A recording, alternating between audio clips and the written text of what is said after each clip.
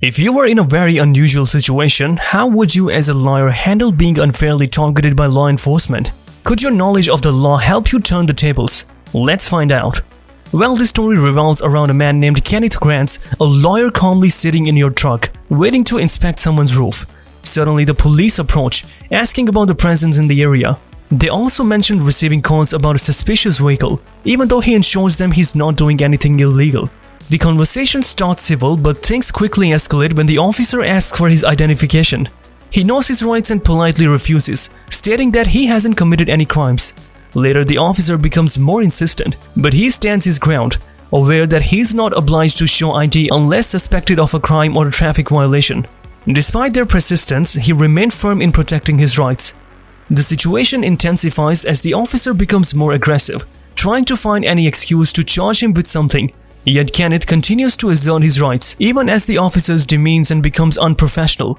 Eventually, one of the officers calls another attorney for advice, acknowledging that there is no obligation for him to identify himself unless there is reasonable suspicion of crime. However, the situation escalates further when the chief of police arrives and insists on Kenneth's arrest despite no clear evidence of wrongdoing. Kenneth continues to assert his rights, refusing to comply with unlawful demands. Even when threatened with arrest, he stood firm on his ground, knowing that he hadn't violated any laws. In the end, no charges were brought against Kenneth for his clear understanding and defense of his rights. State Attorney Officers. This woman was driving along, minding her own business, when suddenly gets pulled over by two cops. Little did they know she's Aramis Ayala, Florida State Attorney. Things start to heat up when you identify yourself and show them your identification. The officers, clearly caught off guard, were unable to explain why they pulled her over. They mentioned they didn't get a response when they ran her car's tags and that her windows were too tinted, which made them suspicious. So she just gave them a knowing smile in response. Then she asked for their identification cards. One of the cops, clearly uncomfortable, admits that the car isn't his and offers to write down his name instead. When she noticed that he's feeling awkward, clearing his throat repeatedly in the unexpected situation. It's a real twist of fate, leaving the officers feeling uneasy and put on the spot. Later on, when Aramis mentioned that while they stopped might have followed Florida law, she believed that she broke any laws. And just to set the record straight, she also clarified that she wouldn't file a lawsuit, despite what some social media rumors might say. This whole encounter just goes to show the power of knowledge and how a lawyer can expose the ignorance of cops in a classic showdown. The next story is based on a lawyer named Larry Foreman who was up against other attorneys, all to defend his client who's facing a DUI charge. As the trial unfolds, the prosecution starts questioning Officer Sutherland involved in the case. They're asking about the officer's experience with DUI stops and their training. But something feels off and the officer's responses come a little too smoothly, making Foreman wonder, so he decided to dig deeper and cross-examine Officer Sutherland directly and ask if they had any pre-testimony chats with the prosecution. The prosecution quickly jumps in, asking him to move the podium, but Foreman stands his ground as he repeats his question, slow and steady, showing his seriousness. Officer Sutherland admits to the chat he had with the prosecution but insists they didn't discuss the trial.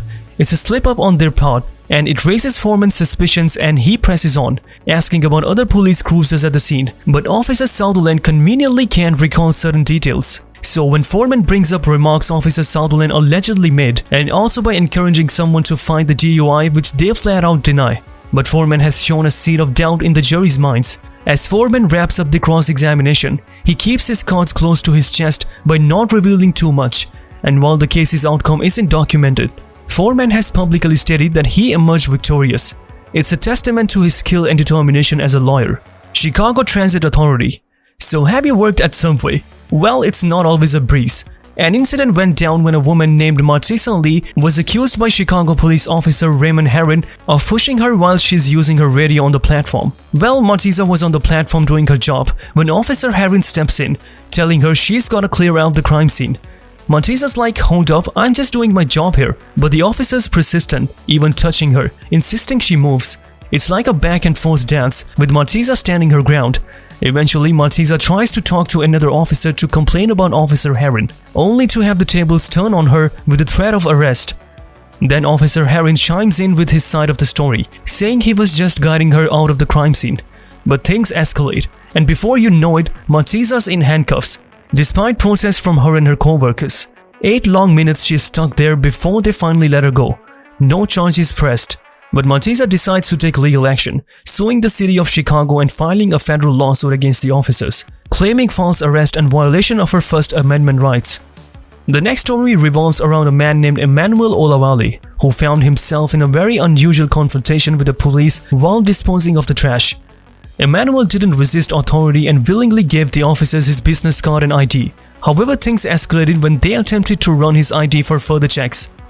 As Emmanuel stood his ground, refused, arguing he hadn't done anything wrong.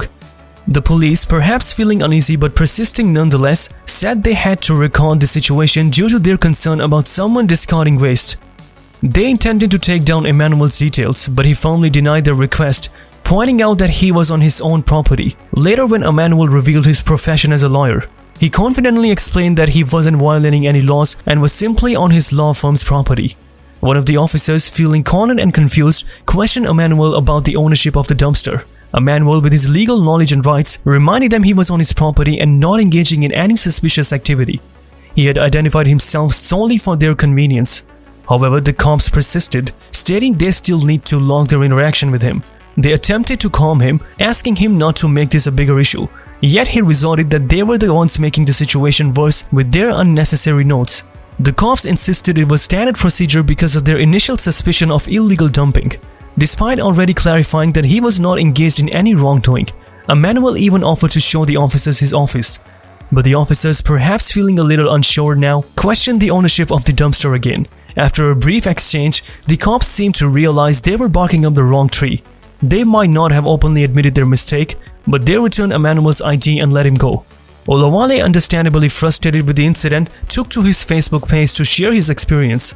This story is about a man who was pulled over and was confronted by the police, and the reason he got pulled over is because of the white light coming from the back of his car, which means that his tag lights should be an illuminating tag, but in his two white lights shooted straight back. In Florida, it's considered a traffic violation if they're emitting white light instead of illuminating the tag like they should. So the police asked him if he has any weapons in the vehicle that he should know about, for which the man answered no. And then the policeman asked to search his vehicle to verify, for which the man replied, "Oh, you'd rather not." The man stood on his ground.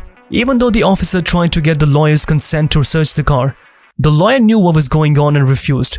Police officers need probable cause to search a vehicle, which the cop didn't have, so he tried to manipulate the lawyer into consenting. But remember, when you're pulled over, you have the right to remain silent and refuse to answer questions, handling the situation calmly like the lawyer so you can avoid a series of tricky questions. Later, the man was told to fix those lights in the back, or else he could keep getting pulled over like this and get tickets left and right. Since the officer realized he wasn't getting anything with the lawyer, he let him go and things ended peacefully. Impressive, right? If you were in this position, would you stand up for your rights like the lawyers did? Share your thoughts in the comments and don't forget to like, share and subscribe.